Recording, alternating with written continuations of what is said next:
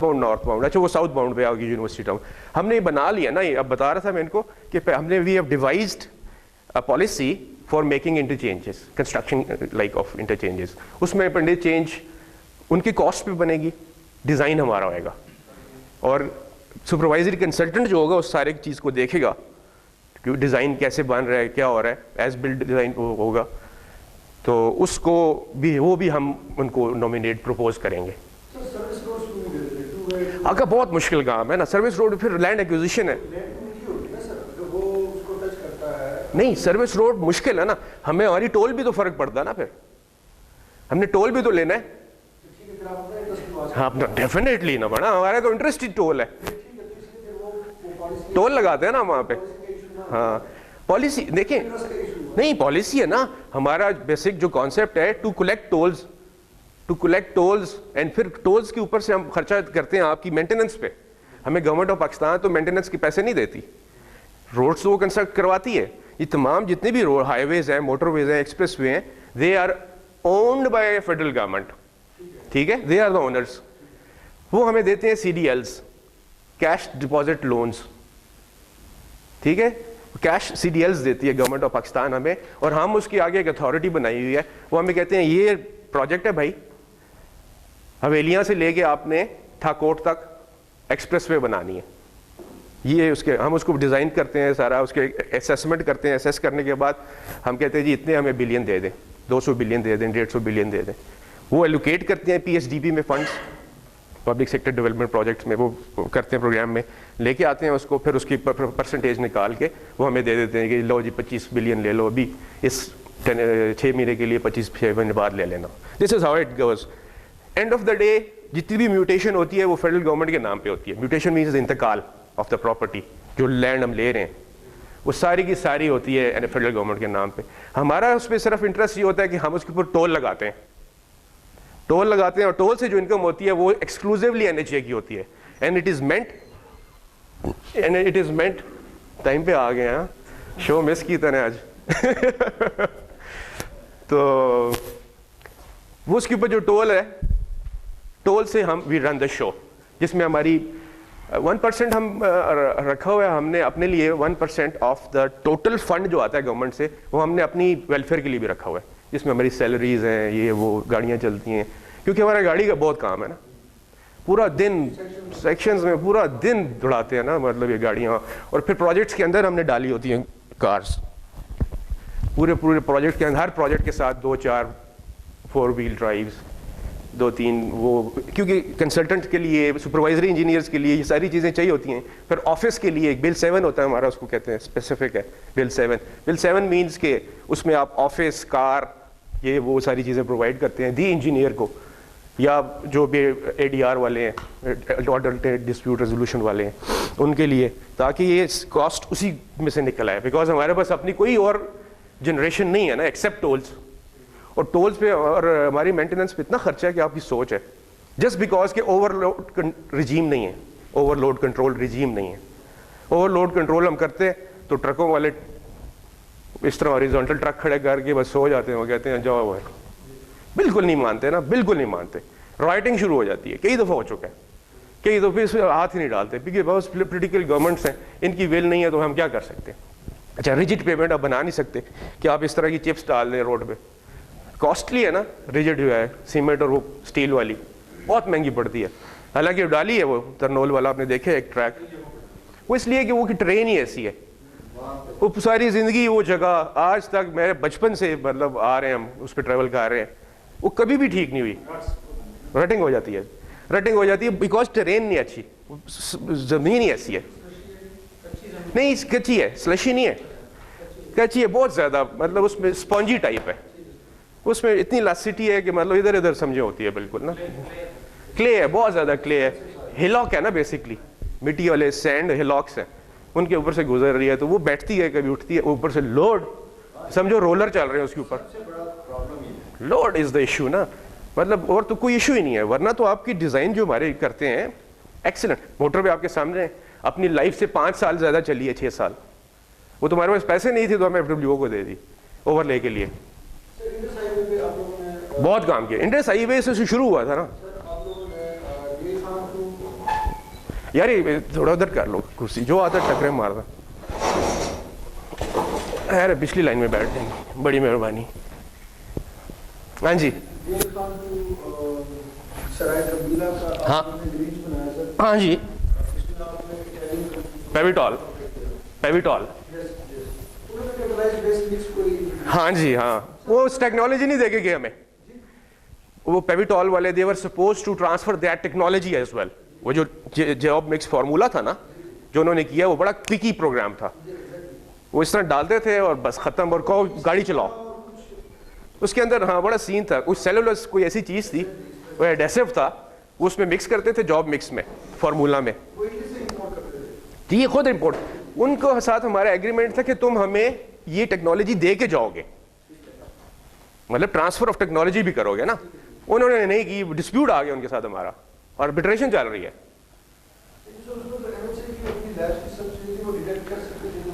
मैंने ये तो बहुत ऐसे ही है ना, बस तुम्हारी सोच है ना, नहीं करने देते थे वो। नहीं नहीं, वो तो सिर्फ जो आता था ना मिक्सचर बना हुआ वो था ना, नहीं करते ना। और तुम लोग तो हमारे ताबेदार हो ना ये FWO में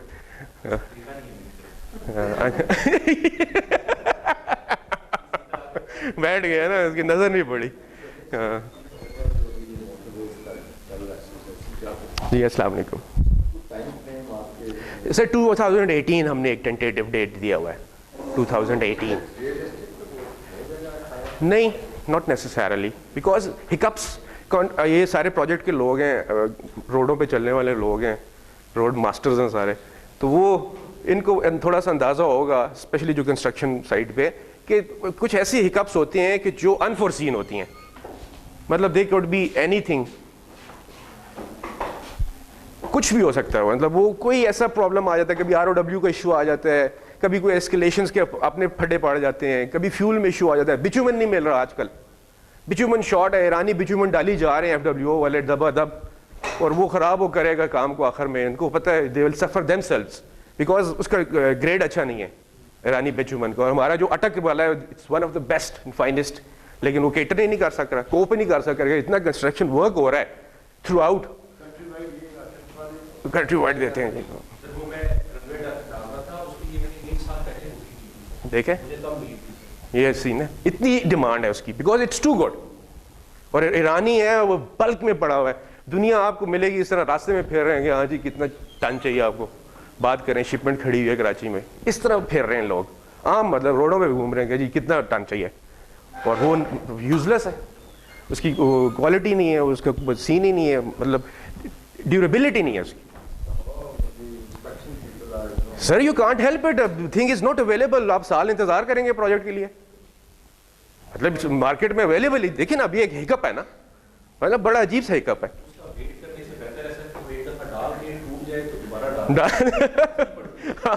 इस तरह का सिचुएशन है, exactly is right, this is what these people's approach is right now, that's why they are laying it, कि यार टाइम सेव करो, प्रोजेक्ट को तो चलाओ ना।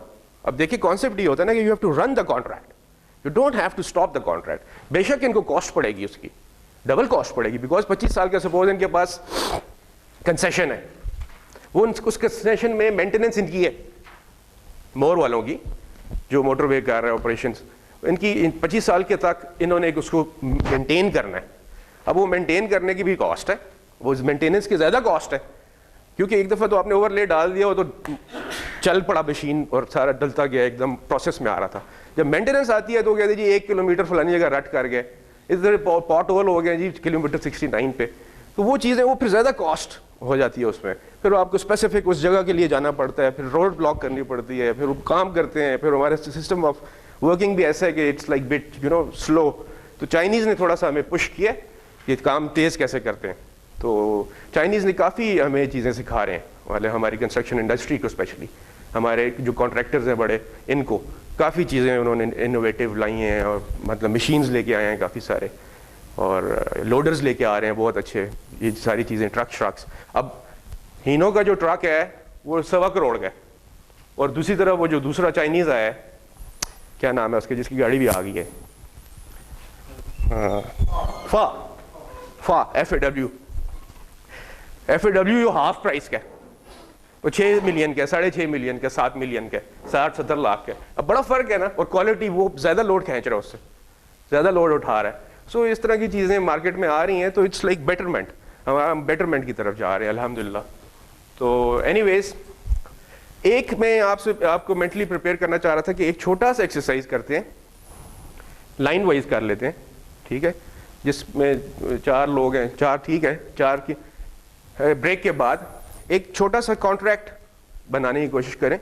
जो लोग नहीं थे लास्ट क्लास में, वो किसी इस तरफ की लाइन में बैठ जाए, बिकॉज ये लोग सारे थे आई सपोज लास्ट क्लास में। तो थोड़ा इनके साथ शेयरिंग कर लें। 10 मिनट्स 15 मिनट्स के अंदर आप एक छोटा सा contract, any type of contract, any type of, जो आपके जहन में आता है, मतलब वो भैंस खरीदने से लेके जहाज खरीदने तक, व्हाटएवर, लेकिन उसमें आपने वो चीज़ें डाल देनी है। एक तो उसका स्कोप क्या होएगा, और सेकेंडली उसके इंग्रेडिएंट्स ऑफ कॉन्ट्रैक्ट डालने हैं बस। और बुलेट्स में, नरेटिव में नहीं लिख देना, कहानी लिखने की जरूरत नहीं है, सिर्फ बुलेट्स लिख दें और एक आध बंदा उसको प्रेजेंट कर दे विद इन 5 मिनट्स, ताकि ये 15-20 मिनट की एक्सरसाइज हो जाए। कॉन्सेप्ट्स पता चल जाए कि कॉन्ट्रैक्ट क्या है, how to go about it, because until unless we know what is a contract, we cannot go for the management of the contract. You have to know, understand the complications, how to go for a contract. और आपको साथ ये भी पता चलना चाहिए कि कौन, who are the people who can enter into a contract. Just a refresher, girls, वो कहते हैं ना, वो कितना, कौन ऐसे लोग हैं जो कॉन्ट्रैक्ट एंटर कर सकते हैं, कौन लोग एंटर कर सकते हैं कॉन्ट्रैक्ट? कौन कॉन्ट्रैक्ट कर सकता है? हाँ, सारे कर सकते हैं। Good enough.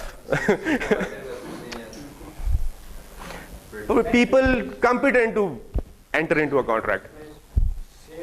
Sane होना चाहिए, person of sound mind. Yes. Fraudulent intent के साथ नहीं होने चाहिए, चले वो सेकेंडरी है।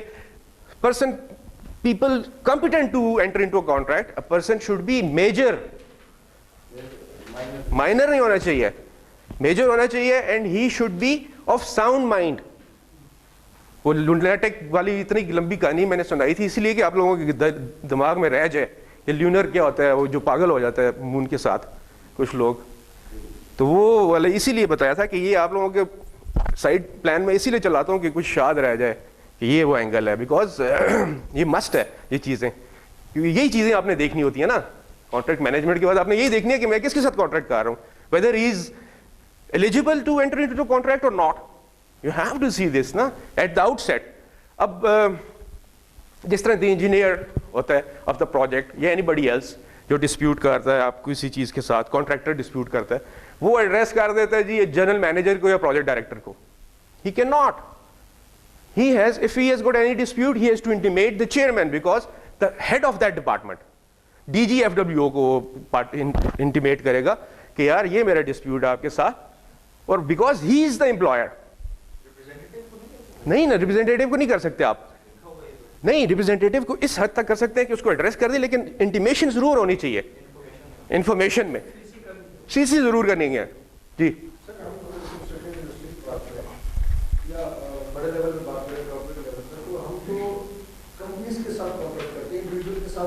वहां पे होगा जी, मैं बताता हूँ ठीक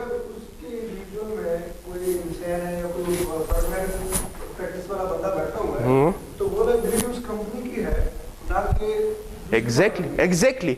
अब उसमें ये होता है जब आप कंपनी के साथ करते हैं कॉर्पोरेट लेवल पे, तो वहां पे आपके पास बोर्ड ऑफ गवर्नर्स होते हैं, हर डायरेक्टर्स होते हैं, हर कंपनी के डायरेक्टर्स होते हैं, ठीक है।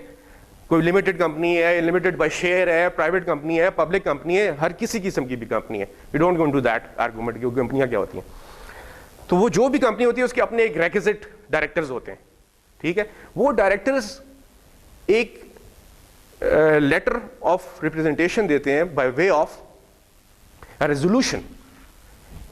एक सेक्रेटरी उनका जो होता है, किसी कंपनी का जो सेक्रेटरी होता है, उसको बाय वे ऑफ रेजोल्यूशन और any other person they deem fit and appropriate, उसको वो ऑथोराइज कर देते हैं to enter into the contracts, to respond. Resolution कहते हैं उसको, मतलब in general power of attorney, लेकिन उसको कहते हैं resolution of board of directors.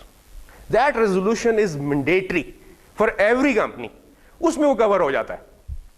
फिर वो इनसेन, माइनर, मेजर, ये वो सारे कंपनी के डायरेक्टर्स होते हैं या बेनिफिशियरीज होते हैं, लेकिन सेक्रेटरी जो होता है ही रन्स द शो, क्योंकि उसको बाय बोर्ड ऑफ डायरेक्टर्स ने रेजोल्यूशन के थ्रू उसको ऑथराइज कर दिया कि you will act on behalf of the company, you will defend, you will respond, you will sign, you will do all these acts, उस पूरी रेजोल्यूशन में लिखा जाता है। और whenever ऐसी कंपनी में आपको भी जिंदगी मौका मिलेगा, भी कभी काम करेंगे या कर रहे होंगे, तो जब आप कभी भी सूट करेंगे या कोई लिटिगेशन में जाएंगे तो डेफिनेटली वही सेक्रेटरी करेगा on behalf of the corporate और कंपनी। तो वो सेक्रेटरी का मेंशन करना और बोर्ड का रेजोल्यूशन लगाना मैंडेटरी है किसी भी लिटिगेशन में। अगर आपने वो लिटिगेशन की initiate on behalf of the company और वो रेजोल्यूशन नहीं लगाई जिसमें उसको ऑथराइज किया गया है, तो you have got no case. बेशक आप बाद में कहें जी मेरे जेब में रह गया था जी, ये ले लें अभी। Eight the outset this is very very important thing, अंदर साथ लगाना है। जब आप क्लेम डालते हैं, कोई लिटिगेशन करते हैं, दावा करते हैं, रिट करते हैं, व्हाटएवर, किसी भी कोर्ट फोरम में जाते हैं, तो आप वो फॉर्म, वो रेजोल्यूशन साथ जरूर लगाएंगे। और वो रेजोल्यूशन मिलेगी कहाँ से? बोर्ड ऑफ डायरेक्टर से, अपनी कंपनी से। जो कंपनी के ओनर्स हैं वो उसको रिजॉल्व करेंगे। मोस्ट ऑफ द टाइम वो सेक्रेटरी को देते हैं, अपने सेक्रेटरी को, कंपनी सेक्रेटरी। कंपनी सेक्रेटरी यार, एक मिनिस्ट्री वाले नहीं, बात कॉर्पोरेट की बात हो रही है, कंपनीज की बात हो रही है। कंपनी सेक्रेटरी होता है वो, उसको देंगे, या any other person they deem fit, कोई ऐसा बंदा उन्होंने स्पेशलिस्ट, ये कंपनी का रिप्रेजेंटेटिव होगा। उसमें बात क्वेश्चन ये था कि कंपनी में अगर कोई माइनर है या इनसेन है तो वो कल हम कैसे पता लगेगा, मैं क्वेश्चन ये था। तो उसके बारे में बता रहे हैं कि ये उसका बैकग्राउंड ये है कि उसमें secretary is responsible for everything, but that resolution has to B.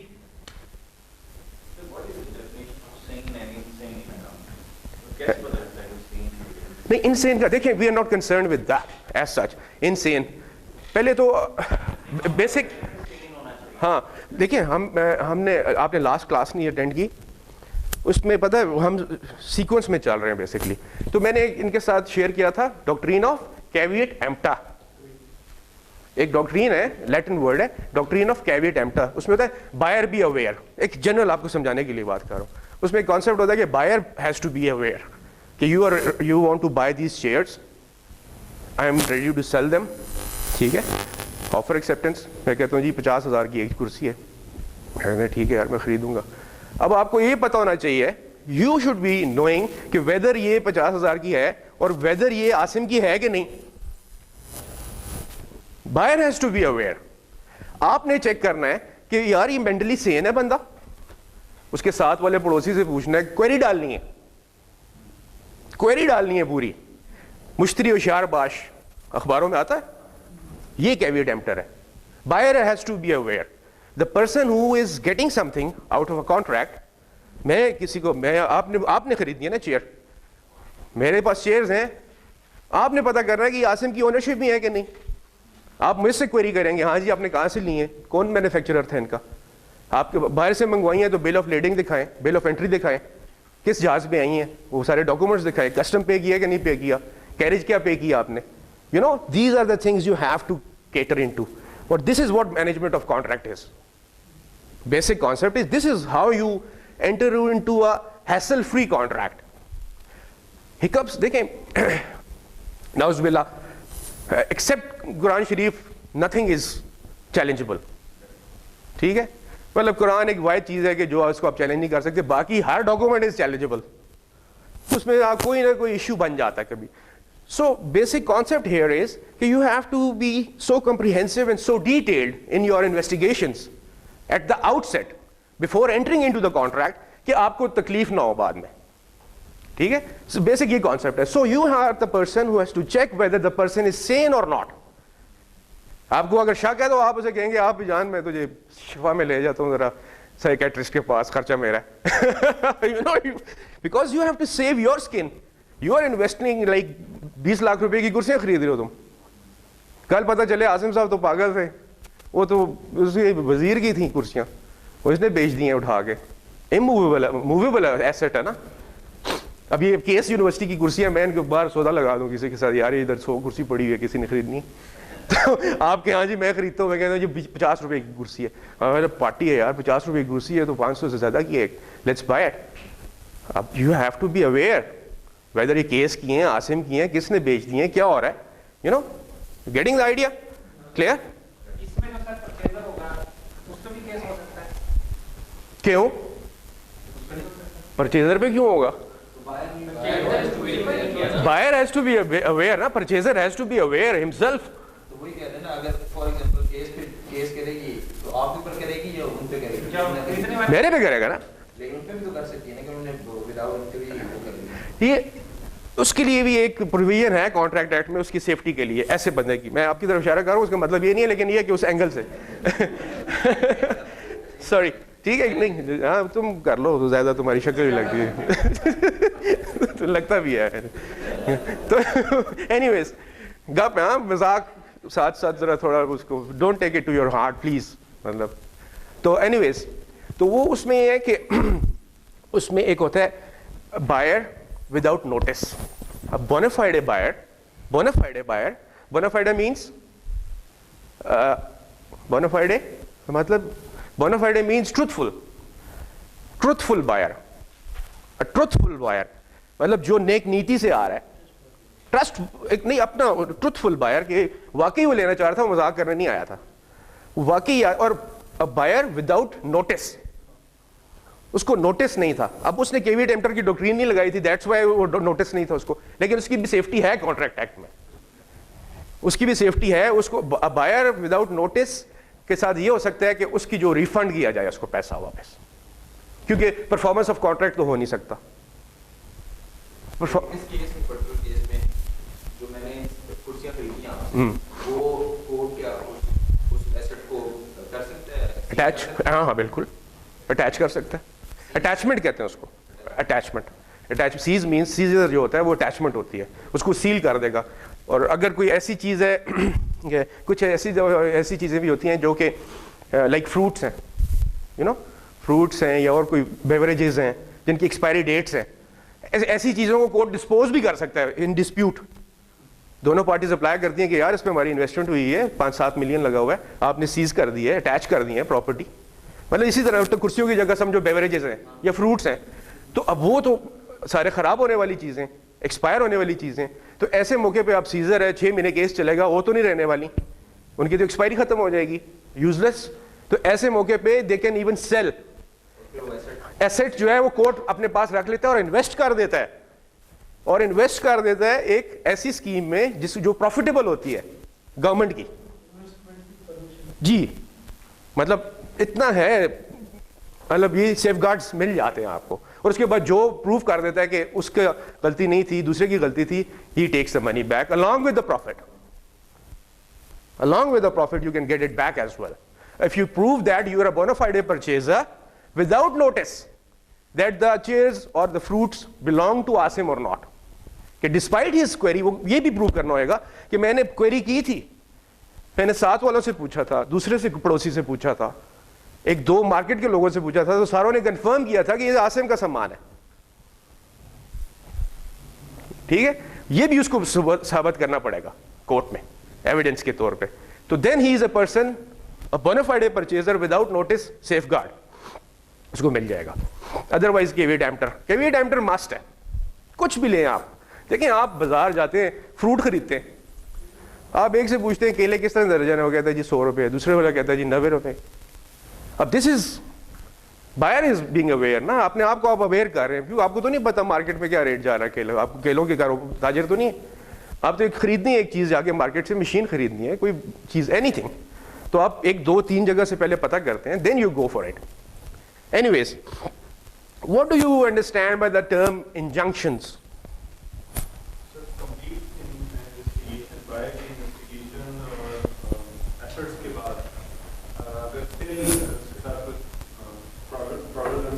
Act हो जाता है। मैं ये अभी बता रहा था कि पर्सन बोनाफाइड परचेजर, बोनाफाइड था, वो नेक नीति से आया, मतलब उसमें कोई फ्रॉडुलेंट एक्ट नहीं था, उसमें कोई फ्रॉड नहीं करना चाह रहा था, कोई मिसकंसेप्शन नहीं करना चाह रहा था, किसी को ये नहीं एक्ट करना चाह रहा था कि यार मैं ये ऐसे ही कर रहा हूँ। ठीक है, bona fide purchaser without notice, without notice of what, कि whether this property belongs to the owner और नॉट, तो उसकी सेफ गार्ड है लॉ में, वो ही इज सेफ गार्डेड। मतलब the best he can do is, he can, अगर उसने पैसा पे कर दिया हुआ तो he can get his money back, but he can not seek specific performance of the contract. इसमें जो कैच है, क्योंकि कॉन्ट्रैक्ट तो वॉइडेबल हो गया ना at the outset. Voidable contracts क्या है, लास्ट क्लास में बताया था, ये देखें ये चीजें बार बार रिपीट होंगी जिंदगी में। Voidable contracts, void contracts, termination of contract, ये सारी बोनाफाइडे, मेलाफाइडे। मेलाफाइडे मींस बद नीति, बोनाफाइडे मींस नेक नीति।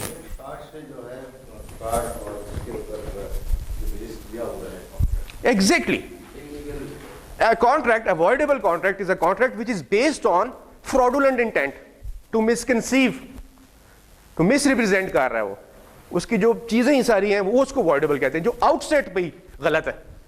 ये वाला जो कॉन्ट्रैक्ट मैं आपको बता रहा हूँ चेयर्स वाला, ये avoidable कॉन्ट्रैक्ट, इसमें टर्मिनेशन की जरूरत ही नहीं है कि आप कहें जी कॉन्ट्रैक्ट टर्मिनेटेड। ये जो कॉन्ट्रैक्ट है ये परफॉर्म भी नहीं हो सकता, बिकॉज इक्विटी कहती है, equity means natural justice, equity means fairness, equity means equality। equity ये कहती है, एक मैक्सिम है, he who comes to equity must come with clean hands। he who is seeking fairness, he who is seeking natural justice, he who is seeking equality must come with clean hands। he should be bona fide as well, he should be नेक नीयत as well। ये नहीं कि वो 2 number हो खुद और दूसरों से एक्सपेक्ट कर रहा हो कि यार मेरे साथ तुम फेयरनेस करो, इक्वालिटी करो, गुडनेस करो, वेलनेस करो, वेलबींग करो। He should be good in good faith as well, bonafide है उसको भी होना चाहिए, तब वो सीख कर सकता है इक्वालिटी, इक्विटी। उसमें ये बात भी एंगल है ना एक, अगर एट द आउटसेट यही बदनीयत था, इसको हल्का सा अंदाजा था कि यार मार्केट में 500 रुपए की कुर्सी है, ये 50 रुपए की बेच रहे, there must be something wrong, you know. तो इसका मतलब है कि मेलाफाइड इंटेंट थी, मेलाफाइड मेलिस थी, क्रिमिनल इंटेंट थी इसकी, मतलब सोच ही गलत थी, मेलाफाइड होगी, MALAFIDE, मेलाफाइड।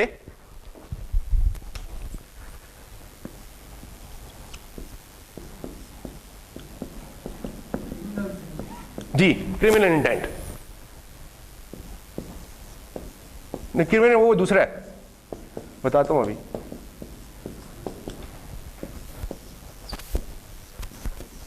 मैलिस ये क्रिमिनल इंटेंट है।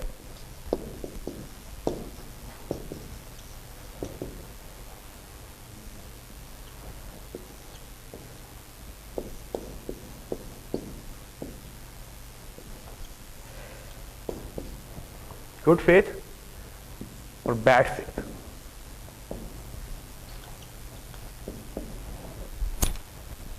Malice is specially used where they are in criminal cases. Malice कहते हैं कि जी मैलिस हो गई है, इसने मैलिस थी इसकी। So these are the things you will be reading in the contracts, bona fide, mala fide, तो आपको पता होना चाहिए, लैटिन है ये सारी लैटिन है। आगे चलें, मुझे ये बताएं कि इंजंक्शंस के बारे में आप क्या समझते हैं, what is an injunction?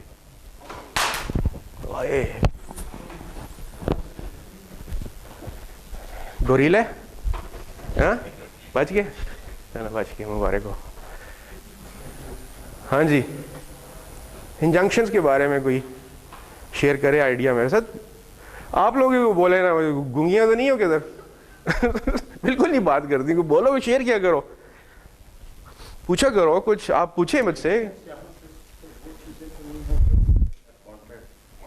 Definitely contract की कॉन्टेक्स्ट में बात कर रहा हूँ।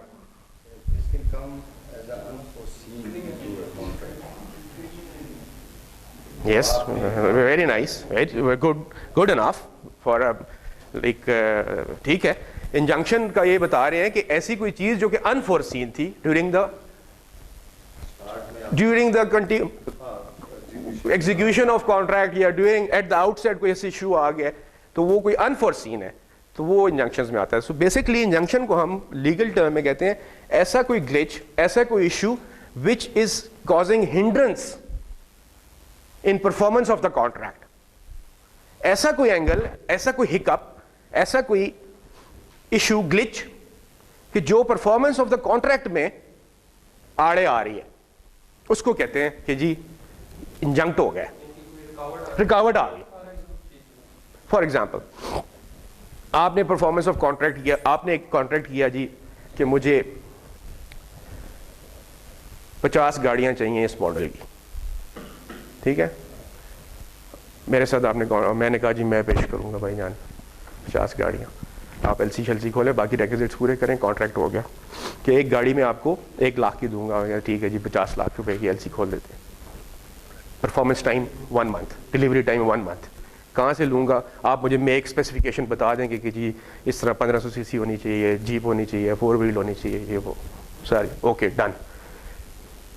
ऐसा हो जाता है कि ड्यूरिंग द कोर्स आपका मेरा एग्रीमेंट हो गया, ड्यूरिंग द कोर्स आप बदल जाते हैं, आपको एक नई ऑफर आ जाती है कि यार मैं तुम्हें 80,000 रुपये की दे दूँ, मैं तो लाख की दे रहा था गाड़ी, आप हो गया मैं तो 80,000 की तुम्हें दे दूंगा। आप बदनीयत हो जाते हैं, मेलाफाइडे आ जाती है, आपकी बदनीति आ जाती है कि यार पैसे बच रहे हैं। मतलब एक मटीरियल वर्ल्ड है ना, it's world is material, you know, इधर पैसा शैसा ही है सब कुछ, मतलब वो नॉर्म्स तो है ही नहीं है ना, तो वो एक जनरल बात कर रहे हैं। तो उसमें आप कहते हैं जी तुम्हारा कैंसिल हो गया कॉन्ट्रैक्ट भाई, खत लिखते हैं मुझे कि कोई छोटा सा ग्लिच बना के कि तुम्हारे रिप्रेजेंटेटिव को फ़ोन किया था, उसने किसी ने अटेंड नहीं किया तुम्हारे ऑफिस में, ये वो, so I have got no faith in you, लिहाजा your agreement is terminated, one sided. तो यहाँ नहीं क्या कर रहे हैं आप, मैंने यहाँ पे ऑर्डर प्लेस कर दिया है, महीने का डिलीवरी टाइम है, मैंने इन्वेस्ट कर दिया, एजेंट्स को पैसे दे दिए, I file a suit against you. Suit is दावा, सिविल दावा, suit. I file a suit of mandatory injunction. Mandatory injunction. Mandatory injunction का दावा कर देता हूं। ओहो,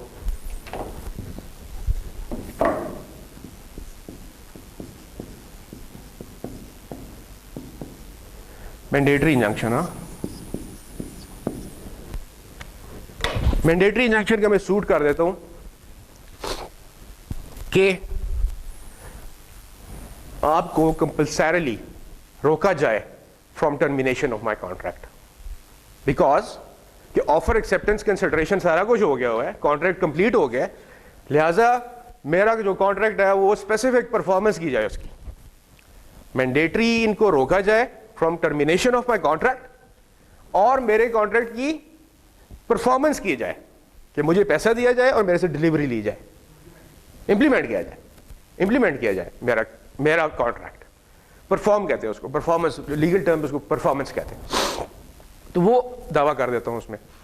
अब वो दावा तो चलेगा लंबा, गेम होगी लंबी, वो इसको नोटिस होगा, बिकॉज ऑडी अल्टरम पार्टम, ऑडी अल्टरम पार्टम, nobody can be condemned unheard, nobody can be condemned unheard, one sided affair नहीं है, इनक्विजिटोरियल सिस्टम ऑफ लॉ है। ये तो साथ साथ मैं रिफ्रेश भी करता हूँ तुम लोगों को, ये सवाल जवाब भी इसी चौहासन जहन रही हो। हाँ नहीं याद क्यों नहीं, तुम ले नोट्स किस लिए रखी हैं किताबें आगे, कापियाँ, स्पेलिंग लिखी हुई है यहाँ पे, क्या क्या नहीं किया तुम लोगों के लिए।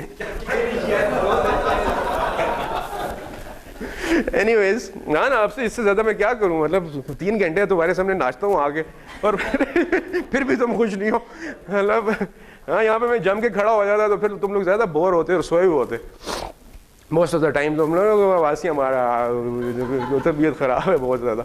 तो एनीवेज, इसलिए मूवमेंट में रखता हूँ कि तुम लोग मुझे देखते रहो ना, फॉलो करते रहो। मैं कोर्ट्स में भी ऐसे ही करता था, जब आर्गूमेंट किया करता था तो इस तरह ही रोस्ट्रम होता है कभी सेशंस में, स्पेशली दूसरे में तो आगे वो फटा सा लगा होता है, सामने जज बैठा होता है, तो I used to move in front of him. वो उससे ये होता था, वो बोर नहीं होता था, वरना जजेस ना अपनी फाइल पकड़ के ना इस तरह करते रहते हैं, बेशक वो फूल बना रहे हो, कुछ और कर रहे हो, पर एक्टिंग ऐसे कर रहे थे हम नोट्स ले रहे हैं। तो जब आप मूव करें ना, इधर से इधर हो गए, थोड़ा से इधर हो गए, फिर चलते चलते आगे चले गए, फिर पीछे आ गए, वो जज वो कंसंट्रेट करना शुरू कर देते कर क्या रहा है ना ये, तो उससे बड़ा फर्क पड़ता था। तो इससे this is the reason I move around. Anyways, उसको भी नौकरी पैसे पूरे कर रहे हो वो तो इस तरह लगा के बैठ जाता था पहले कहीं, वो तो पागल हुआ है, आई कैन इमेजिन दैट। तो उसके पैसे पूरे होने चाहिए ना, you should earn, you know, hard earn money है। हम भी पसीना अपना गुजार रहे हैं, ऐसी बात नहीं है सैटरडे अपना साड़ दिया तुम लोगों के लिए।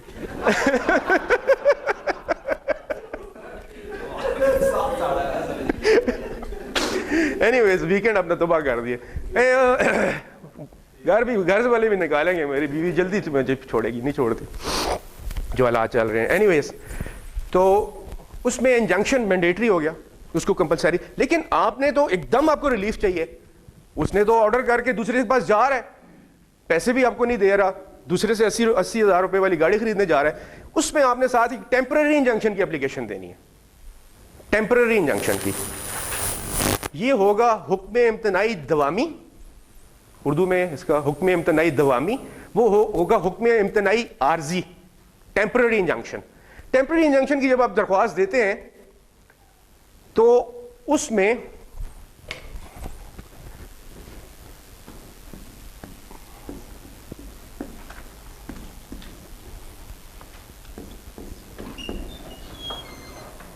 वालेकुम अस्सलाम,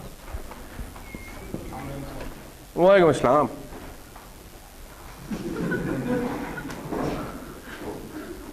Very smart.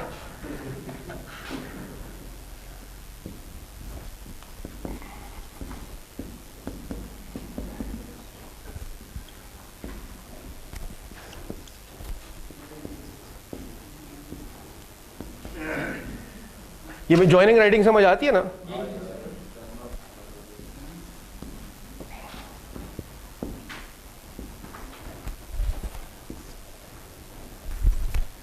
Slash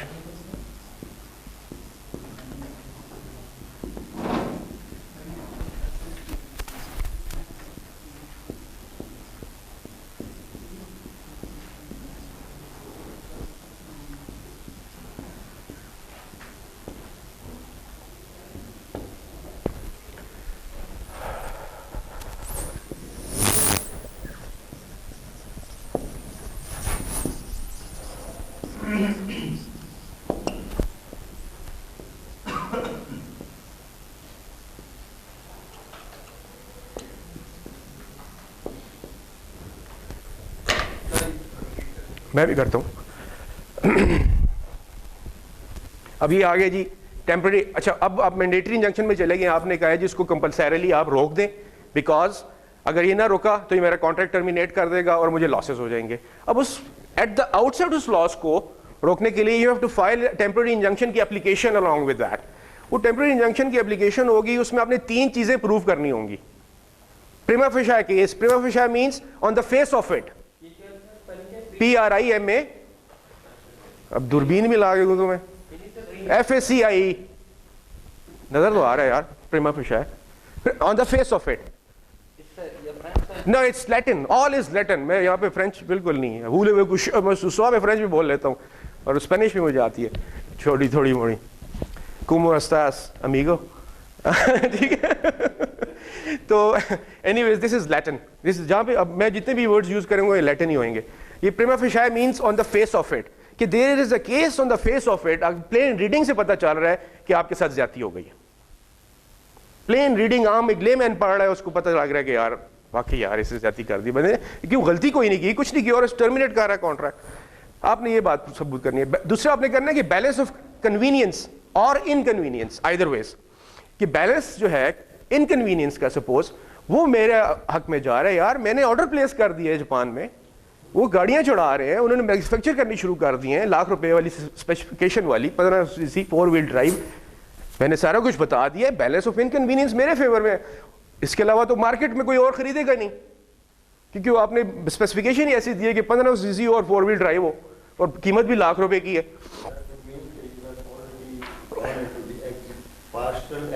Indeed, because I am a vigilant contractor. I am working for money. I have to be vigilant because delivery time is 1 month.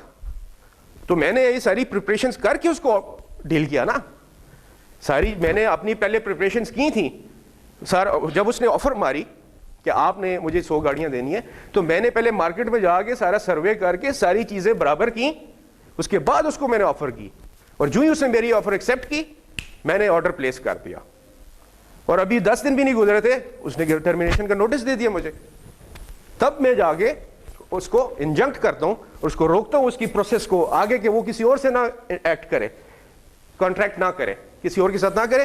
Balance of convenience inconvenience मुझे है, मेरा लॉस हो जाएगा, मेरे से कौन 100 गाड़ी खरीदेगा पाकिस्तान में, और वो आ भी जाएगी, उसकी कॉस्ट मुझे बेयर करने पड़ेंगे, उसकी कॉस्ट के अलावा आके मैं उसको होल्ड किधर करूंगा, उसके लिए अलग मुझे कंपाउंड खरीदना पड़ेगा, उस कंपाउंड का किराया देना पड़ेगा, मेरे पास तो मेरी तो जिंदगी अजाब बन गई, इनकन्वीनियंस हो गई। और आखिर में इर्रेपरेबल लॉस, इर्रेपरेबल लॉस, इर्रिपेयरेबल भी कह सकते हैं, लेकिन इर्रेपरेबल कहना जरा ज्यादा, मतलब आपको एकदम एक्टिंग इर्रेपरेबल हो जाता ना। इर्रेपरेबल लॉस और डैमेज, ऐसा लॉस और damage which cannot be compensated in terms of money alone. Irreparable loss और डैमेज का मतलब है कि ऐसा लॉस, ऐसा damage which cannot be compensated in terms of money alone. इसमें मेरी गुडविल जा रही है, मेरी साख जा रही है, मेरी रिप्यूट जा रही है, मेरे सब कुछ बर्बाद हो रहा है, मेरे पास कॉन्ट्रैक्ट, मेरी प्रोफाइल गंदी हो रही है, सप्लायर आगे मुझे धक्के मारे आगे देख के मुझे, अगर मैं कैंसिल करता हूं और मैं नहीं उठाता सामान तो supplier will never ever deal with me again, मेरी मार्केट खराब हो जाती है। इर्रेपरेबल लॉस, ये 3 चीजें मेरे, और मोस्ट ऑफ द टाइम अब एक नया भी एंगल उन्होंने डाल दिया है, that is which is for the court sake only. खैर है यार, मैं मुंह से बोल दूंगा। आर्ग्यूबल केस, कि your case should be, your application should be arguable as well, argue किया जा सके उसके ऊपर कि यार वाकई, क्योंकि आपने केस तो डाल दिया, उसके लिए आपको एविडेंस लानी पड़ेगी, प्रो एंड कॉन्ट्रा एविडेंस आएगी, आप अपनी एविडेंस लेके आएंगे, दूसरी पार्टी अपनी एविडेंस लेके आएगी, उसका तो फैसला चलो कानून के मुताबिक जो भी होगा होगा, टाइम उसको लगेगा, बिकॉज प्रोसीजर वो आप अमेरिका में करें, इंग्लैंड में करें, फ्रांस में करें, जर्मनी में करें, ऑस्ट्रेलिया में करें, उसका केस का टाइम है, सिविल राइट्स का या क्रिमिनल हो, वो टाइम लगता है। लेकिन इंस्टेंट रिलीफ के लिए you have to file this temporary injunction, और 3 चीजें आपको ये प्रूव करनी होती हैं टेम्पररी इंजंक्शन में। This is how you run a show. Ji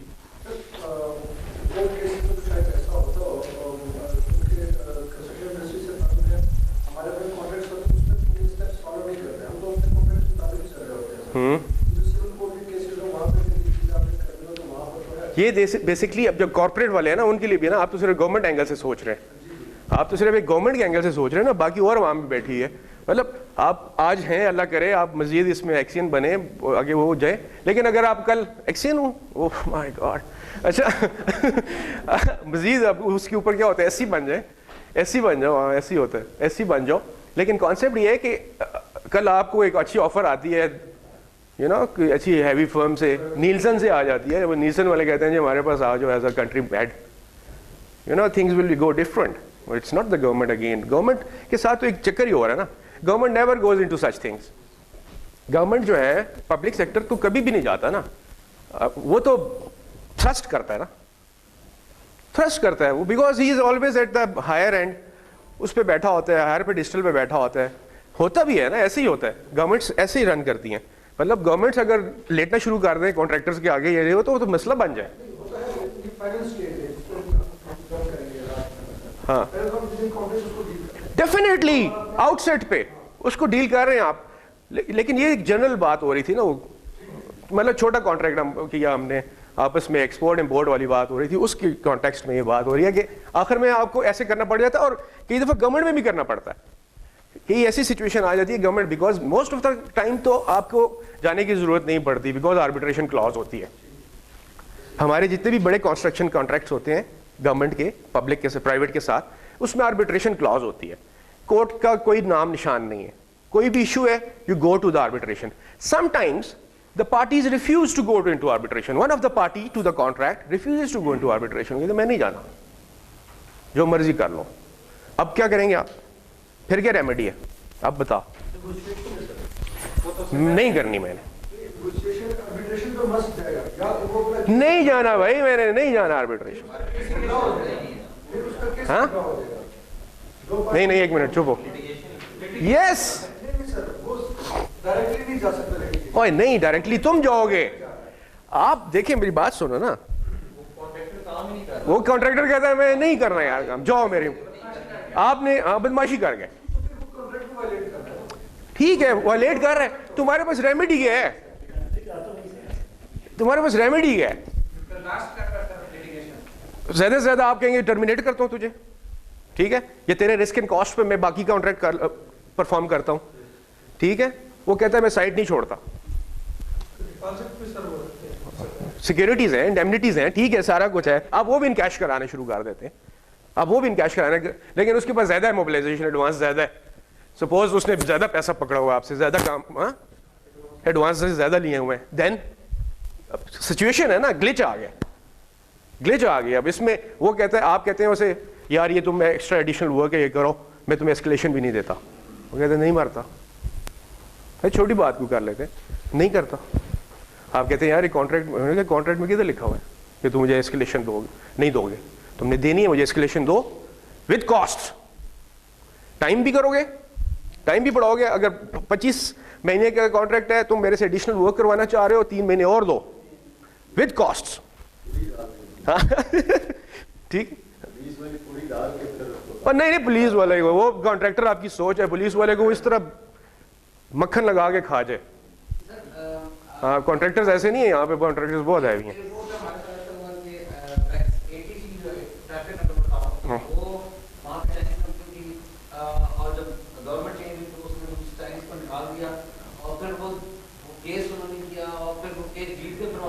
civil aviation के साथ डेफिनेटली किया होगा उन्होंने, वापस आ जाते हैं,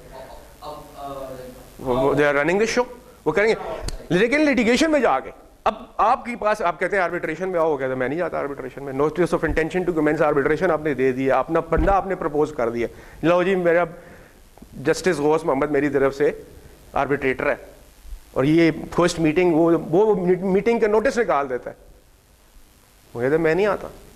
अब ऑडी अल्ट्रम पार्टम है, nobody can be condemned unheard, ठीक है जी। आप उसको, आप वो कोई ऑर्डर भी कर देते हैं, वो फौरन उसको चैलेंज कर देगा कि जी मुझे इन्होंने नोटिस दिया और इतने अपॉर्चुनिटी नहीं दिया, मैं तो हज करने गया हुआ था, मैं तो उम्रे पे था, मैं शिफा में लेटा हुआ था, मेरी तो तबीयत खराब थी, मैं तो ऑफिस ही बंद था, नोटिस हमें लेट मिला है। 10,000 किस्से हैं उसके।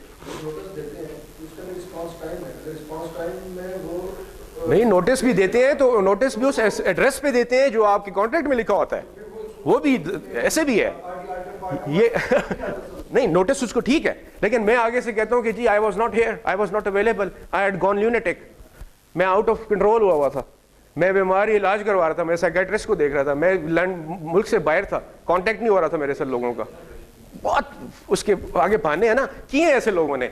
ये मैं तुम्हें प्रैक्टिकल एक्सपीरियंस बता रहा हूँ, प्रैक्टिकल एक्सपीरियंस बता रहा हूँ। हमने नोटिस किया, हाँ उसने रिसीव ही नहीं किया, उन्होंने कहा यार मैं पता ही नहीं चला आपका नोटिस, हमने कहा फैक्स किया है भाई, नोटिस पोस्टल भी भेजे और फैक्स भी किया है, और तुम्हारे गिवन एड्रेस जो कि कॉन्ट्रैक्ट में लिखा हुआ था उस पे भेजा है। उन्होंने कहा नहीं जी हमें तो नहीं मिला, इनकारी। अब क्या करेंगे आप डाकिए को पकड़ के लाएंगे वहां से एविडेंस आर्बिट्रेशन में? नहीं यार उसमें ऐसी जगह पे आप जब, वो तो एट द आउटसेट आर्बिट्रेशन, तुम तो उस बात कह रहे हो कि जिस वो आर्बिट्रेशन में नहीं जा रहा, आप आर्बिट्रेशन इनिशिएट करना चाह रहे हैं, वो कहता है मैं नहीं करता। वहां पे आर्बिट्रेशन एक्ट 1940 जो है वो इंटरवीन करेगा, और वो सेक्शन 20 की एप्लीकेशन आप कोर्ट में देंगे, सिंपल एप्लीकेशन कि ये मेरा कॉन्ट्रैक्ट था, ये उसकी क्लॉज 67 थी, इस क्लॉज के तहत आर्बिट्रेशन है, और ये इस पार्टी को डायरेक्ट किया जाए, फिर आप उसको अदालत से कान पकड़ के लाएंगे। पुलिस के थ्रू नहीं होगा काम, ये पुलिस के थ्रू नहीं आते, वो इनके नीचे नहीं लगते पुलिस के। बेलिफ तो खैर हाँ, वो तो वारंट्स हाँ जी वही ना, कोर्ट नहीं, वो वारंट्स सिर्फ करती है, ये अटैचमेंट्स जो होती है ना उसमें साथ जाता है एज ए सिक्योरिटी पुलिस।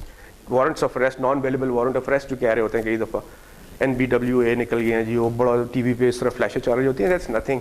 उसमें एक बंदे ने श्योरिटी देनी होती है कि हाँ जी नेक्स्ट डेट पे पेश हो जाएगा, वो इस तरह होता है। वो दैट वो जो पुलिस भी आती है ना, non bailable warrant of arrest होती है, एक होती है बेलेबल वारंट ऑफ अरेस्ट, उसमें भी आप बेल करवा सकते हैं, कोर्ट में पेश हो जाते हैं, वो कहते हैं ये मेरा श्योरिटी है, वो कहते हैं जी ठीक है 20,000 की श्योरिटी दे दोगे तो तुम नेक्स्ट डेट पे आओगे। उसमें रेस्ट ये वो दाएं बाएं ऐसी कोई गेम नहीं होती, लेकिन उसकी हाइप इतनी है कि ले मैन वैसे डर जाता है कि non bailable warrant of arrest निकल आया, it's nothing, it's just a simple notice. आम एक नोटिस होता है, वो पुलिस वाला सर्व कर रहा होता है इसलिए थोड़ी दहशत होती है उसकी, पुलिस आ गई है, तो वो कोई ऐसा सीन नहीं होता। वो सिर्फ आप उसको 7 पड़ोसी से गारंटी दिलवा देते हैं कि हाँ जी मैं नेक्स्ट डेट पे इसको पेश कर दूंगा, आपके पड़ोसी के साइन शाइन ले लेता है, वो non available warrant of arrest cancel हो जाता है। इस तरह अवेलेबल कोर्ट में जाके होता है, नॉन अवेलेबल बाहर ही हो जाता है। सो ऐसे मौके पर सेक्शन 20 की एप्लीकेशन देंगे आर्बिट्रेशन एक्ट के नीचे कि इस पार्टी को, कॉन्ट्रैक्टर को या इधर वेज एम्प्लॉयर को डायरेक्शन दी जाए। हम कई दफा दे जाते हैं, गवर्नमेंट पब्लिक सेक्टर कहते हैं नहीं जाते हम आर्बिट्रेशन में, वो मरता है, एड़ियां रगड़ता है, नहीं जाना है, करो कॉन्ट्रैक्ट। इंजीनियर ने डिसीजन दे दिया हमारे फेवर में, लेट्स डू इट, वो नाइकी जस्ट डू इट वाला कॉन्सेप्ट है। लेकिन वो फिर सेक्शन 20 की एप्लीकेशन ले आता है। जब सेक्शन 20 की एप्लीकेशन आती है तो देन वी आर बाउंड, क्योंकि कोर्ट प्रोसीडिंग शुरू हो जाती हैं, और कोर्ट जब प्रोसीडिंग शुरू कर देती है तो फिर उसमें उसके पास वारंट ऑफ अरेस्ट की भी पावर है, अटैचमेंट ऑफ प्रॉपर्टी की भी पावर है। तो आपकी गाड़ियां, आपके घर, आपके ऑफिसेज लॉक करने की पावर है उसके पास, अगर आप नहीं पेश होते तो। मतलब वहां पे फिर आप रिफ्यूज नहीं कर सकते। हम तो यहाँ पे नहीं उसकी गाड़ियां अटैच कर सकते ना, गाड़ियां नहीं पकड़ के, वो तो इलीगल हो जाएगा। ये तो और 365 का पर्चा हो जाए हमारे पे कि किडनैप कर लिया मुझे। सेक्शन 20 आर्बिट्रेशन एक्ट 1940, तो उसकी एप्लीकेशन होगी वो दावे की शक्ल में, लेकिन उसको कहेंगे एप्लीकेशन ही, दरख्वास्त ही होती है वो, एप्लीकेशन ही। उस एक एप्लीकेशन के ऊपर सारा प्रोसेस ऑन हो जाता है, और फिर कोर्ट अगर चाहे तो खुद अपॉइंट करता है आर्बिट्रेटर, और दोनों पार्टी से वो या तो सजेशन ले लेता है। अगर दोनों पार्टीज एक बंदे पे नहीं करते या को आर्बिट्रेटर्स पे नहीं, आप अपना प्रपोज करते हैं, मैं अपना प्रपोज करता हूं, आप कहते हैं नहीं जी ये तो इसका अपना बंदा है, मैं कहता हूं नहीं जी ये तो इसका अपना बंदा है, ऐसे डिस्प्यूट आ जाए तो फिर कोर्ट अपना बंदा। और जब यहां पे एक से ज्यादा आर्बिट्रेटर हो, उसको को आर्बिट्रेटर कहते हैं, 2 हो आर्बिट्रेटर्स, तो उसके ऊपर एम्पायर होता है। वो जो एम्पायर होता है वो कौन रखता है? दोनों आर्बिट्रेटर्स, को आर्बिट्रेटर्स। जो को आर्बिट्रेटर्स होते हैं वो अपनी मर्जी से एक न्यूट्रल बंदा कंसेंसस के साथ अपॉइंट कर देते हैं कि in case of conflict in the award outcome of the arbitration, अगर हमारा कॉन्फ्लिक्ट आ गया, एक आर्बिट्रेटर कहता है कि नॉर्थ जाना है, दूसरा कहता है नहीं साउथ जाना है, कॉन्फ्लिक्ट आ गया, तो ऐसे मौके पे वो फिर रेफर हो जाएगा मैटर एम्पायर के पास। और अगर कॉन्फ्लिक्ट नहीं आता तो एम्पायर वैसे ही डिसॉल्व हो जाएगा। ठीक है, एक जनरल कॉन्सेप्ट यहां पे खत्म हो जाएगा। और उसकी अगर इंप्लीमेंटेशन हो चुकी है ऑर्डर की, पहले से आपके फेवर में हो गया और आपने पहले से इंप्लीमेंट की हुई है, तो आपको जरूरत नहीं है मजीद उसमें जाने की। हाँ, अगर कोई रिवर्सल हो गया, कोई आपने चीज इंप्लीमेंट की थी और रिवर्स हो गई है, तो उसकी इंप्लीमेंटेशन के लिए फिर रूल ऑफ कोर्ट की प्रोसीडिंग्स हैं, फिर एक अदर प्रोसीडिंग्स शुरू होती हैं, और वो सेक्शन 13 के नीचे आती हैं कि आपने उसमें, सेक्शन 30 के नीचे आती हैं, आपने for execution of the arbitration award आपने फिर कोर्ट में जाना होता है कि इस कोर्ट को अवार्ड को एग्जीक्यूट भी किया जाए। सपोज वो कॉन्ट्रैक्टर के फेवर में आ गया अवार्ड, तो वो हम तो पहले तिड़े हुए, मान नहीं रहे उसकी बात, वो कैसे एग्जीक्यूट करवा सकते हैं मेरे से, बीइंग गवर्नमेंट, एक जनरल बात करता हूँ, या being any other private person भी एग्जीक्यूशन का मसला बन जाता है। फिर अगर एग्जीक्यूशन का इशू ना हो तो फिर जरूरत नहीं पड़ती रूल ऑफ कोर्ट में जाने की एग्जीक्यूशन के ऑफ अवार्ड के लिए। उसको रूल ऑफ कोर्ट कहते हैं, उस प्रोसेस को रूल ऑफ कोर्ट कहते हैं। To make an award rule of court, उस प्रोसेस को कहते हैं to make an award rule of court. तो उस सेक्शन 30 आर्बिट्रेशन एक्ट के नीचे जाना होता है। और अगर उसमें जाते हैं तो फिर वही सारी प्रोसेसेस दोबारा एजिटेट किए जाते हैं, जिसमें समन्स हैं, नोटिस टू द पार्टीज हैं, नोटिस टू द पार्टी के अलावा फिर एग्जीक्यूशन, अगर अटैचमेंट, अरेस्ट, सीजर।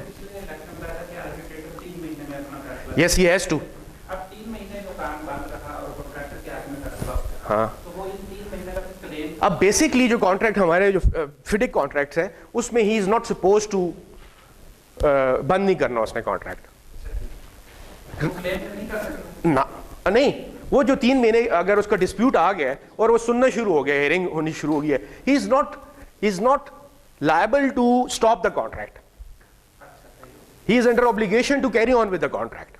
ये उसकी प्रीरेक्विजिट है कि उसने रोकना नहीं है, मैं नहीं करना चाहिए, इस तरह नहीं कहेगा। उधर केस चल रहा है, उधर साथ अगर कंटिन्यूड है कॉन्ट्रैक्ट, तो अगर ख़त्म नहीं हुआ तो कई जगह पे तो ख़त्म हो जाता है। काम ही नहीं करता और आगे पेज में भी चला जाता है। ये उसमें फिर हम टर्मिनेशन का नोटिस दे देते हैं, उसको और चीज़ें फॉलो कर देती हैं, जो और प्रोसीजर्स हैं हमारे कॉन्ट्रैक्ट में ऑलरेडी गिवन होते हैं, उसको हम नोटिस दे देते हैं कि भाई तुम काम नहीं कर रहे, तुमने साइट जो है डिमोबिलाइज हो गई हो, मतलब साइट छोड़ दी है, मशीनरी तुमने उठा ली है, सारा तुमने अपना सामान उठा लिया वहाँ से, स्टील ये वो दाएं बाएं बिचुमन शिचुमन सब ले गए हो, स्टाफ तुम्हारा चला गया, लिहाजा तुम्हारा agreement contract cancel, contract terminated. Notice जो होती है फिर के हवाले से बात होती है, जी जी हम मुख्तलिफ ऑब्लिगेशंस लायबिलिटीज के लिए कुछ सर्टेन पीरियड जी बिल्कुल जी बिल्कुल स्पेशली डिस्प्यूट ऑफ क्लेम्स के लिए जी। 28 डेज लिखा हुआ है, ठीक है। अब उसकी प्राइस 28 दिन में ही करना है या उसके बाद भी कर सकता है? नहीं, उसमें इस तरह ठीक है, 28 दिन आपने एक हाइपोथेटिकल बात कर दी है, वो बेसिकली 28 दिन तो वो प्राइस के लिए हैं, अब वो लगने के लिए, ये एक जनरल बात है, हाँ वो चेंज होते हैं। 54 डेज है from the date of engineer decision, आपने नोटिस ऑफ इंटेंशन देना है, विद इन 74 डेज आपने आर्बिट्रेशन स्टार्ट करनी है, वो एक्सटेंड नहीं हो सकते, वो टाइम लाइन्स जो हैं वो एक्सटेंड नहीं हो सकती। से हमने लिखा कि विद इन 28 डेज आपने नोटिस सर्व करना है, फर्स्ट क्लेम को इशू चल रहा है, ठीक है। लेकिन वो 28 दिन के लिए मुझे तो उसको 3 महीने बाद क्या तो मैनेजमेंट द्वारा किसी मैं भी कर रहा हूँ, तो क्या हम उसको एंटरटेन करेंगे? No, it's a time bar case. Yes, अच्छा, अब टाइम बार केस में ऐसे सिमिलर केसेस होते हैं जहाँ फेस करना पड़ेगा। कॉन्ट्रैक्टर कहता है कि जी आपका जो कंट्री लॉ है उसमें इस तरह की कोई प्रोविजन नहीं है और आपके जो कॉन्ट्रैक्ट्स है वो सिविल लॉज के अंदर ही चल रहे हैं। इंडीड। ठीक है, तो वहाँ पे या तो आपको स्पेसिफिक मेंशन करना पड़ेगा कॉन्ट्रैक्ट में कि टाइम बार हो जाएगा, और अगर मेंशन नहीं करते तो सिर्फ डेज मेंशन करने से लायबिलिटी हमारे पार्ट में नहीं कि हमने नहीं नहीं नहीं नहीं, equity aids the vigilant, not the indolent. Maxim again, vigilantibus not omentibus juris subvenant, Latin है। Equity aids the vigilant. Equity, fairness, natural justice, equality aids the person who is vigilant, who knows what are his rights. A person who is sleeping upon his rights and just one fine morning he wakes up and says यार ये तो मेरी ज़मीन थी, ये तो मेरा contract था, ये तो, और वो टाइम बार हो जाता है, तो he cannot claim that. Only the person who is vigilant can claim the fairness, equality, natural justice. In general. No, गप है, ये वकीलों की गेम है, ये वकालत की मार रहे हैं, ये सिविल राइट के नीचे आ रहा है, अम्ब्रेला ये है, और कॉन्स्टिट्यूशन ऑफ पाकिस्तान ये कहता है। आपने जब कॉन्ट्रैक्ट एंटर कर दिया और हर पेज के ऊपर साइन किया, हाउ कैन यू से जी मैं 28 दिन को नहीं मानता? You can not say that, this is a contract भाई, स्पेसिफिक परफॉर्मेंस करनी है इसकी, तामील मुख्तस, स्पेसिफिक तामील मुख्तस का कॉन्सेप्ट ही है। आप ये नहीं कह सकते कि मुझे आपने कॉन्ट्रैक्ट किया किसी के साथ और थोड़े दिनों के बाद कहा यार मैं तो ये कॉन्ट्रैक्ट नहीं करना चाह रहा, पैसे फाड़ ले, तावान ले लो, मेरे से फाइन ले लो, डैमेज ले लो। यार I am not concerned with your damages, I am concerned with the performance of the contract. आप अगर नीलम झेलम डैम बना रहे हैं, इस सिस्टम को ऐसे चीज बना रहे हैं, लोहारी टनल बना रहे हैं, वन फाइन मॉर्निंग वो आता है जी, कोरियन कहता है जी यार मेरे से 1 बिलियन ले लो और मेरी जान छोड़ो। कहते हैं भाई हमें तुम 1 बिलियन की क्या बात कर रहे हो, हमारे ऊपर इसके 10 बिलियन लगे हुए हैं, और तुम टीम अगर मोबिलाइज हो जाते हो तो it will take another 1 year for us to procure, reprocure, और वो 1 साल जो लोग सफर करेंगे इररेपरेबल लॉस होगा, जो कि किसी पैसे की टर्म में आप आता ही नहीं है, कि जो लोग गुजर रहे हैं उसमें से, जिन्होंने गुजरना है सारी सर्दियां वहां टनल में से, उनके साथ तुम ज्यादती कर रहे हो। पब्लिक इंटरेस्ट का काम है, specific performance of the contract, पैसे रखो अपने पास, डैमेजेस तावान शवान हमें नहीं चाहिए, do it, just perform the contract. और specific performance of the contract, specific relief act है, वो भी बड़ा ज़रूरी आइटम है मेरे ख्याल से, उसके भी बीच में कुछ चीज़ें मैं कभी पेश करूंगा, ये इंजंक्शन वगैरह है उसी का पार्ट है। स्पेसिफिक परफॉर्मेंस ऑफ कॉन्ट्रैक्ट, ये कि आपने परफॉर्म ही करना है भाई कॉन्ट्रैक्ट, मैं आप अफोर्ड ही नहीं कर सकते कि आप कहें कि मैं डैमेजेस लेके तो मैं रिलीव कर देता हूँ, बिकॉज इसमें कुछ प्रोविजंस हैं फिडिक में भी, जहाँ पे आप देखते हैं कि यार कॉन्ट्रैक्ट नहीं रन हो रहा, इश्यूज आ रहे हैं उसमें, बार बार ग्लिच आती है, बार बार ग्लिच आती है, डिलेज हो रहे हैं, तो आप कंसेंट के साथ दोनों पार्टीज उसको रिलीव कर देते हैं, रिलीज कर देते हैं कॉन्ट्रैक्टर को। ऐसी भी है फिटिंग प्रोविजंस है। लेकिन जहां पे वो एवं आउटसेट पे कहे कि जी मैं रिलीज होना चाहता हूं बगैर किसी जेन्युइन लॉजिकल प्लॉजिबल रीजन के, he cannot say that.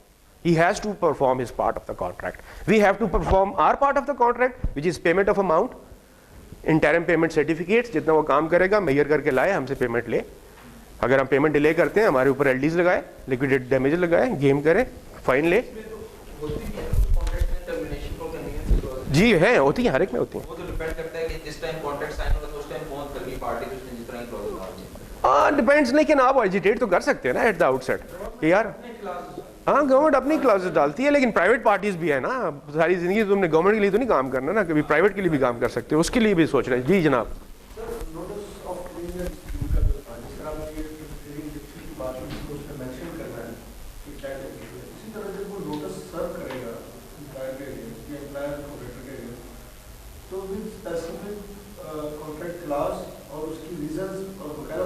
Yes. या वो किसी भी पुराने नहीं नहीं नहीं नहीं, he has to specify कि what is the issue और कहां से क्रॉप अप हुआ है इशू, क्रॉप कहां से हुआ है। Yes, ये मेरा क्लेम है, ऊपर सब्जेक्ट उसकी हेडिंग देगा ना, ना जनरल गप है, कोई लेवल लेटर लिख रहा है, मतलब उसने एक प्रॉपर वो करना ना, मेंशन करना है कि दिस, देखिए उसको रीजन देना, उसने रीजन देना है। और मैं इस क्लॉज, बिकॉज वहां पे like there are umpteen clauses जिनमें आपको क्लेम मिलता है, टाइम वाले में है, कॉस्ट में है, एस्केलेशन में है, वेरिएशन में है, you know things like that. So you have to be specific कि मुझे इस क्लॉज के तहत ये इशू है, ये प्रॉब्लम आया है, मुझे लिहाजा ये क्लेम मेरा बनता है, मुझे ग्रांट किया जाए।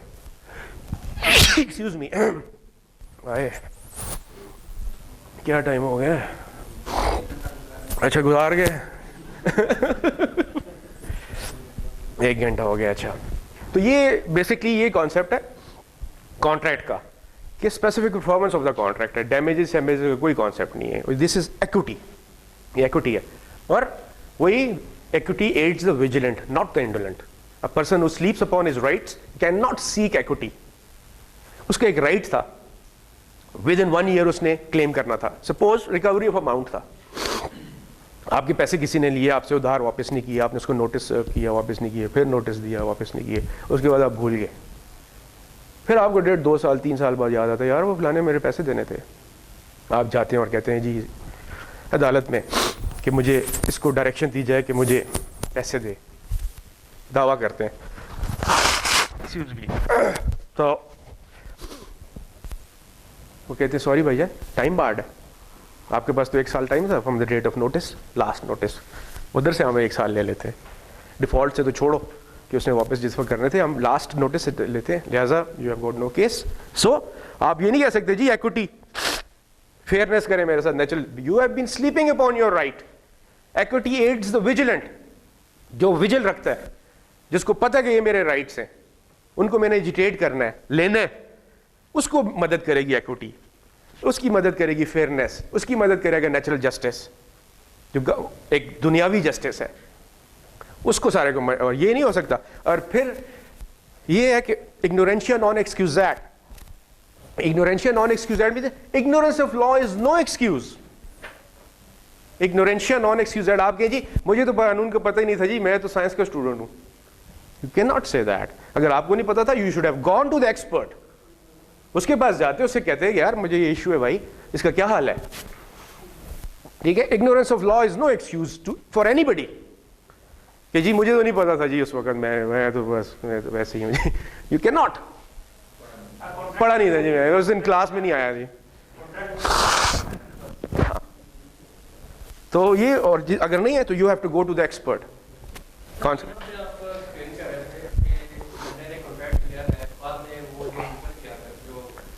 हाँ उसने टर्मिनेट कर दिया। उसके बाद उसने कहा जो मैं केस कर दिया, अब उसके बाद कहते हैं मेरा कॉन्ट्रैक्ट रुकना नहीं चाहिए, जो मैं डील की है वो कंटिन्यू रहे। उसने क्या बताना चाह रहा था कि वो वहाँ पे इलेक्शन नहीं आ सका, उसने क्या करना था आगे? उसने ये करना था कि उसने ये 3 चीजें प्रूव करनी थी एट द आउटसेट। ताकि वो दूसरे के साथ ना कर ले कॉन्ट्रैक्ट कि prima facie case on the face of it आपका केस है, मेरा केस बनता है सर, ये देखें हमने कॉन्ट्रैक्ट लिखा है, इस बंदे ने हर पेज पे साइन किया हुआ है, इसने मुझे कहा ये कहा कि ये मैं इतनी गाड़ियाँ चाहिए मुझे इस स्पेसिफिकेशन की, मैंने एक्सेप्ट किया, प्रिमा फेशिया केस बन गया, एग्रीमेंट वो दिखाएगा, ठीक है। सेकेंडली वो दिखाएगा कि बैलेंस ऑफ कन्वीनियंस या इनकन्वीनियंस मेरे फेवर में है, मुझे इनकन्वीनियंस है, मुझे बहुत बड़ी इनकन्वीनियंस है, मैंने ऑर्डर प्लेस कर दिया जापान में, मैन्युफैक्चर जो है वो बना रहा है मेरा सामान, वो मैंने डिलीवरी लेनी है और 1 महीने के अंदर इसको देनी है, और अगर वो मैं डिलीवरी ले लेता हूँ सपोज, तो मैं उठा के किधर रखूंगा, मैंने तो इसको डिलीवर करनी थी, वरना तो मुझे एक कंपाउंड लेना पड़ेगा मेरे साथ लांचे, फिर इररिपरेबल लॉस एंड डैमेज है, मार्केट में मेरी साख खराब हो जाएगी, मैं तो तबाह हो जाऊंगा, मेरी प्रोफाइल खराब हो जाएगी, मैं कैसा सप्लायर हूँ, मैं कैसा कॉन्ट्रैक्टर हूँ कि मैं कॉन्ट्रैक्ट मेरे टर्मिनेट हुए हैं। लोग ये तो नहीं देखते किसने टर्मिनेट किया है, वो ये देखते हैं तेरे से कॉन्ट्रैक्ट तूने ऑर्डर प्लेस किया था, उसके बाद तू ऑर्डर उठा नहीं सका, नाम खराब हो जाएगा, गुडविल खराब हो जाएगी, गुडविल से बड़ी कोई चीज है ही नहीं है, goodwill can not be compensated in terms of money, irreparable loss ये, ठीक है। उसके बाद फिर स्टे, हाँ उसके बाद स्टे मिल गया ना, इसके बाद स्टे तो ले लिया आपने, अब वो जो दरमियान जो कॉन्ट्रैक्ट उसका परफॉर्मेंस है जो उसमें ट्रांजैक्शन होनी है वो कंटिन्यू रहे, वो उस चीज को लेके कैसे चलेगा? उसने देखे सबसे पहले तो उसको रोकना है किसी और से डिलीवरी लेने पे, वो तो रुक गया, ठीक है। ये आपको टेम्पररी इंजंक्शन में मिल गया, आपको हुक्म इम्तनाई आर्जी का ऑर्डर मिल गया, उस पर सर्व हो गया, और उसने सर्व नहीं किया, उसके घर के बाहर चिपका दिया, उसके ऑफिस के बाहर जाके नोटिस चिपका दिया कि भाई ये स्टे हो गया, और रोक दिया सारा सब चीजें रुक गई। अब उसने एट द आउटसेट जब वो रुकेगा तो सबसे पहले वो वापस आएगा जो रोका है, देखिए उसकी भी तो कोई जरूरत है ना, मतलब वो भी तो इस चक्कर में नहीं है कि यार 1 साल और लग जाए, वो भी तो 100 गाड़ी अगर मंगवाना चाह रहा था, सपोज एक हाइपोथेटिकल बात है, तो किसी चीज के लिए मंगवाना चाह रहा था, कोई कॉन्ट्रैक्ट कर रहा होगा, उसने कोई आगे परफॉर्मेंस करनी होगी, उसने कोई आगे कॉन्ट्रैक्ट कमर्शियल कॉन्ट्रैक्ट कर रहा होगा, कोई कंस्ट्रक्शन कॉन्ट्रैक्ट कर रहा होगा, उसकी रिक्वायरमेंट थी तो वो उसने कहा था ना, मतलब उसने मजाक तो नहीं किया था उसके साथ कि यार ये 100 गाड़ियां मंगवा दो मुझे, या कॉन्ट्रैक्ट जो भी कॉन्ट्रैक्ट सप्लाई का काम था वट एवर, लिहाजा वो भी डेस्परेट होएगा कि मैं रुक गया हूं। जब देखें कॉन्सेप्ट टेबल पे अब आएगा ही तब जब उसको आप रोकेंगे from an act which he is not under application to do, वो आ गया, उसके बाद या तो आप निगोशिएट कर लेंगे उसके साथ, अगर वो आप कहते हैं ठीक है जी मुझे तुम कंपाउंड के ट्रैवल ये लॉज सारे लेडिंग के आने जाने के खर्चा दे दो, ठीक है, सारे कॉस्ट दे दो, कस्टम्स ड्यूटी सारा कुछ पे कर दो, कंपाउंड के 1 महीने के पैसे दे दो, नेगोशिएटेड डील। वो कहते हैं नहीं, तो आप फिर अपना कॉन्ट्रैक्ट को प्रूव करते हैं, अपनी एविडेंस लेके आते हैं, सेकेंडरी एविडेंस लेके आते हैं, जो लोग विटनेस थे उसके साथ उनको लेके आते हैं कि आए भाईजान इधर आके बताएं कि इसने फ्री कंसेंट के साथ ही साइन किया था और इसने अखबार में ऐड दिया था कि इसको 100 गाड़ियाँ चाहिए, वो अखबार का तराशा लेके आएंगे, वो कोर्ट में पेश करेंगे, साथ उसके एविडेंस लेके आएंगे, वो विटनेसेस जिनके सामने इसने लिखा था वो लेके आएंगे, बैंक के डॉक्यूमेंट्स जो आपने किए हुए हैं आगे उनको लेके आएंगे, और इस तरह case will be decided in your favour. If he refuses to, नहीं ये तो 6 साल लग जाएंगे, डैमेजेस उस पे पड़ेंगे ना आखिर में, कंप्लायंस हो गई, सपोज गाड़ियां आ गई, क्या हो नहीं हम दूसरा बंदा जीत ही नहीं सक रहा ना, हम यही तो कह रहे हैं कि आपने कॉन्ट्रैक्ट कर लिया, एक बंदे ने चीज परचेज की है, प्रॉपर्टी की बात कर रहे थे, ओके, एक बंदा परचेज करने वाला एक सेल करने वाला है, ठीक है, एक कॉन्ट्रैक्ट हो गया, 2 गवाह मौजूद थे, ठीक है, जो थोड़ी देर बाद जो है वो जो जिसने परचेज किया, जिसने सेल किया था वो मुकर जाता है क्योंकि ड्यू टू रेट अप तो, हाँ ठीक है, अब उसने जो कॉन्ट्रैक्ट किया था उसके अंदर एक पैड है, पैड के ऊपर जो है वो एक प्रॉपर तरीके से स्टाम्प पेपर वगैरह नहीं है, एक पैड इसके ऊपर कंस्ट्रक्शन का जो है उसका नंबर वगैरह नाम लिखा हुआ है, उसके ऊपर साइन कर दिए, ठीक है, वहां पे गवाह ने भी साइन कर दिए। अब इसका क्या हल है अगर वो बंदा इनकार करता है कि यार मैंने प्रॉपर्टी सेल नहीं करनी, एक तो नेगोशिएशन है, अगर वो नहीं हो रही, स्पेसिफिक परफॉर्मेंस ऑफ कॉन्ट्रैक्ट है, दावा है सीधा कोर्ट केस, बिकॉज देखिए कॉन्ट्रैक्ट तो सिंपल पेपर पे भी हो सकता है, अगर उसकी उसमें इरेगुलरिटी है that it should had been on a stamp paper, ठीक है, it should had been a stamp paper और नोटरी पब्लिक से उसे नोटराइज होना चाहिए था, ओथ कमिश्नर के पास उसका टेस्ट होना चाहिए था, और over and above not at least उसको अगर मतलब रजिस्टर होना चाहिए था, to be very straight legally. अगर ऐसा कॉन्ट्रैक्ट हो रहा है तो उसको रजिस्टर होना चाहिए था। रजिस्ट्रेशन होती है ऐसे कॉन्ट्रैक्ट की तो फिर उसके ऊपर म्यूटेशन होती है, इंतकाल होता है। अगर एक सिंपल कागज पे हो गया, still it is a contract because offer, acceptance, consideration, तीन चीजें पूरी हो गई। मोर सो लीगैलिटी उसकी है कि विटनेसेस थे, बंदे दोनों साउंड माइंड के हैं, lawful to enter into contract थे, बंदे की जमीन थी, केवीट एम्प्टर की डॉक्ट्रिन आपने लगाई हुई थी, बंदे की जमीन थी, उसकी मालकियत थी, आपने लॉफुल हलाल के पैसे डिफ्रॉड करने के लिए अपने क्रेडिटर्स को नहीं किया, बल्कि एक लीगली अपने घर बनाने के लिए या मार्केट बनाने के लिए वो प्लॉट लिया। तो वो कॉन्ट्रैक्ट जो है आप उसको आप कोर्ट में लेके जाएंगे for specific performance of contract, specific relief act के तहत, suit for declaration to the effect that the contract dated this this this is liable to be decreed in favour of the plaintiff. आप यही contract है। इर्रेगुलरिटीज हैं, इर्रेगुलरिटी, लेकिन इनलीगैलिटी कोई नहीं है इसमें। इर्रेगुलरिटी क्या है? स्टैम्प पेपर पे नहीं है, ओथ कमिश्नर से नहीं, नोटराइज नहीं हुआ, रजिस्टर नहीं हुआ कॉन्ट्रैक्ट। ये इर्रेगुलरिटीज हैं, ये क्योर की जा सकती हैं, दे आर क्योरेबल। ये सब्सिक्वेंटली आप कहते हैं ठीक है जी मैं रजिस्ट्री करने के लिए तैयार हूँ, आए रजिस्ट्रेशन का खर्चा मेरा है, स्टैम्प पेपर के ऊपर ये कर दे, जितना भी कॉस्ट आएगा मैं दूंगा, टैक्सेस मैं दूंगा। डेफिनेटली बायर नहीं देने होते सारे टैक्सेस, सेलर ने नहीं देने होता कुछ भी, सारा कुछ बायर ने करना होता है। अगर जितने भी टैक्सेस होते हैं ट्रांसफर के लिए तक, ट्रांसफर ऑफ प्रॉपर्टी के नीचे सारा। सो दिस इज द हल। तो ये सो ऑर्डिनरी ओरल कॉन्ट्रैक्ट है भाई, जुबानी अगर हो गया, and if you can prove that कि there was a contract between mister X and mister Y and these are the two truthful witnesses. अब ट्रुथफुल विटनेसेस का भी एक अलग गेम है, वो दैट इज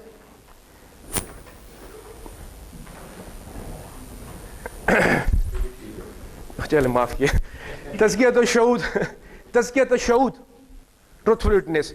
अब ये नहीं कि दो वहाँ पे एक शराब के नशे में रास्ते में पड़ा हुआ और दूसरा अफीम पी रहा है एक जगह पे बैठा हुआ और आपने उसको कहा कि ये तो मेरे गवाह हैं दोनों। ये नहीं है। कॉन्सेप्ट इज तज़कियत शऊद, अरबी है सॉरी लैटिन नहीं है, ध्यान में रखना।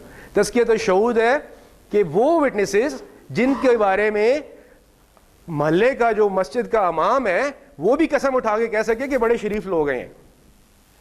ये वो ऐसे बंदे मुश्किल है।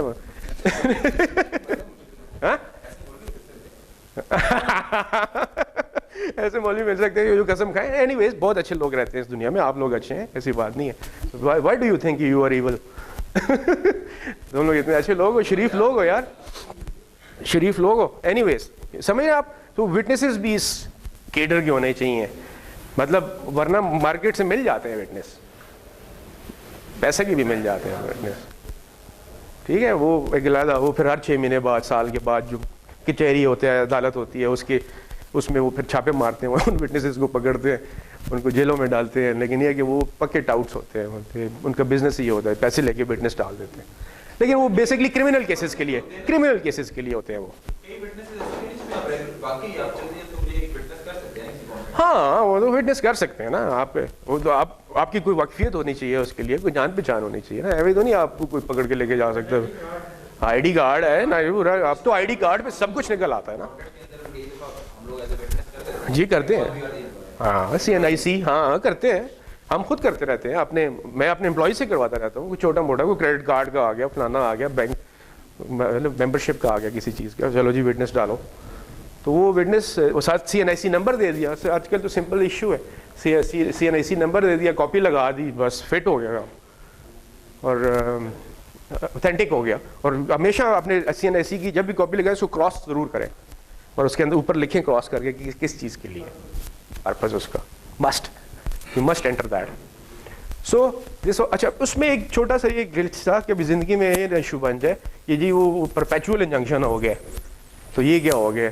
परपेचुअल इंजंक्शन और मैंडेटरी इंजंक्शन में फ़र्क है। परपेचुअल इंजंक्शन है परपेचुइटी के लिए है कि इसको दोबारा से ना हो, ताहयात, ये ना हो कि कोई ऐसा, उसमें कोई और एंगल ले लेते कि कोई एक शख्स है वो आपका रास्ता ब्लॉक कर देता है, पैसेज, ठीक है ना। Passage is your right of easement, right of air, right of light, right of passage and right of water course. ये 4 जो राइट्स हैं ये आपके इनहेरेंट पैदाइशी राइट्स हैं, ये अल्लाह ने आपको दिए हैं और कॉन्स्टिट्यूशन ने गारंटी की हैं कि इन 4 चीज़ों से आपको कोई नहीं रोकेगा। राइट ऑफ लाइट, सूरज की रोशनी, सुबह की रोशनी, इससे आपको कोई किसी से लाइसेंस लेने की ज़रूरत नहीं है, ठीक है। राइट ऑफ वे, एक रास्ता है, आपको किसी से परमिशन लेने की ज़रूरत नहीं है भाई, और रास्ता है, पब्लिक रोड पे चलते हैं आप, रास्ता है, चल रहा हूँ मैं जी, नहीं सुन ना आगे सुन। तो public way, public way not private. Private में तो यू कैन ऑलवेज बार लगा के उसे कहें जी 10 रुपये गुजरोगे आने की और 10 टोल लगा देंगे आप। हाँ, शायरा आम है तो बस ठीक है ना, जो दैट इज इलीगल। जो CDA वालों के बगैर उन्होंने बम्बू लगाए हैं अपने अपने स्ट्रीट्स के बाहर, उनकी बात कर रहे हो। Right of light, right of air, air सांस, हवा, मतलब खिड़कियां खोलो हवा है, ये वो है भाई। राइट ऑफ पैसेज और right of water course. Water मतलब वाटर कोर्स पुराने ज़माने से चल रहा है, क्योंकि उस वक्त ट्यूब वेल्स नहीं थे, तो उस तरह नहरों से निज़ाम जो है उसको कोई नहीं रोक सकता। नहीं नहीं, कैन नॉट। अगर क्यों, पानी तो उसका नहीं है ना, पानी तो अल्लाह का है। पानी is not owned by anybody. Water channel से जो आ रहा है, ही कैन नॉट, उसके रास्ते से अगर गुजर रहा है तो वो उसकी टोपोग्राफी ऐसी है ना, वो ट्रेन ऐसी है कि वहां से गुजर रहा है। अब पानी ने कहीं से तो गुजरना है ना, वो एलिवेट तो नहीं किया जा सकता। बदमाशी है ना, इलीगल ना, इलीगल। डैम बना लेते हैं, सांचे लगा लेते हैं, खर्चा लगा देते हैं, टैक्स लगा देते हैं। वो तो पंजाब में तो बहुत है ये गेम, बेचते हैं पैसे तो, लेकिन इलीगल है ना।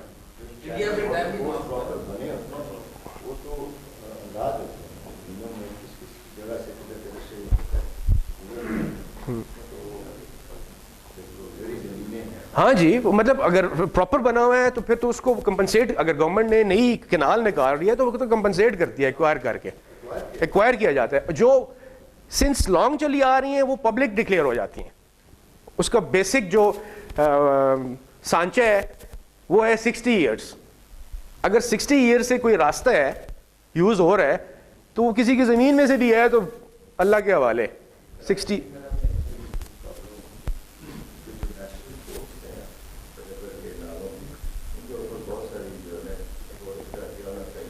जी इंक्रोचमेंट्स हो गई हैं।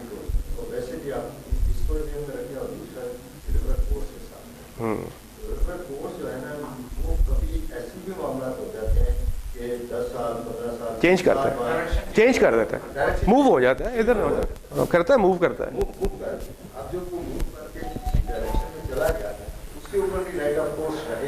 यस, नेचुरल चेंज है ना, that is a natural change. हम जब ये कंस्ट्रक्शन वाले जब ब्रिज रिवर्स के ऊपर स्पेशली जब ब्रिजेस बनाते हैं तो ये सारे कोर्सेज की स्टडी करते हैं पिछले 10-20 साल की, ये वाटर कोर्स ये कितना चेंज हुआ है, इसका कोर्स कितनी डिग्री इसने यहाँ पे राइट लिया है, कितनी डिग्री लेफ्ट लिया है, ये सारी ये स्टडी है, बहुत बड़ी स्टडी हाइड्रो की जो होती है। इसके लिए नंदीपुर में एक उन्होंने स्पेसिफिक एक बनाया हुआ इंस्टीट्यूट नंदीपुर में, जहाँ पे आप अपनी हाइड्रोस की हाइड्रोलिक्स की जाके एक वो बनवाते हैं उनसे कि भाई ये ब्रिज है, model study, prototype model study करवाते हैं और फिर उसको रन करते हैं और फिर वो आपको बताते हैं कि 4 साल के बाद इधर चला जाएगा, 6 साल के बाद इधर चला जाएगा, 10 साल के बाद इधर लाएगा, लिहाजा आपने स्पैन बढ़ाएं। Yes, mandatory in a sense कि that is the best practice, best practice ना, वैल्यू फॉर मनी है ना, वैल्यू फॉर मनी। आप खर्चा कर रहे हैं उसके ऊपर, नंदीपुर वाले मुफ्त नहीं करते, पैसा लेते हैं बहुत सारा, मॉडल बन रहा है, स्टडी हो रही है और बंदे काम करते हैं उसके ऊपर, प्रॉपर करते हैं, सही हाइड्रो स्टडी है उसके ऊपर। लेकिन ये कि you are end of the day you are saving money as well. क्या आपने अगर 6 स्पैन पिलर कम लगा दिए थे और अगर एक तरफ से फ्लड आया जो यूजुअली आ ही जाता है यहाँ पे, वो ले गया ब्रिज को, तो you are losing more money than that hydro study fee, you know, things like that. तो ये सारी, ये तो बेस्ट स्टैंडर्ड्स वाली बात है ना, best practices and standards. That's why I am, आपने रेफर किया था ISO स्टैंडर्ड्स, ये ISO स्टैंडर्ड्स की चीज़ें हैं सारी। ये वो स्पेसिफाई करते हैं कि आपने जब भी कोई काम करना है तो एक स्टैंडर्ड रख के करना है, ओपन एंडेड नहीं करना है, आंखें बंद करके लगे हुए हैं जी करो जी चली जाओ, FWO बने हुए हैं।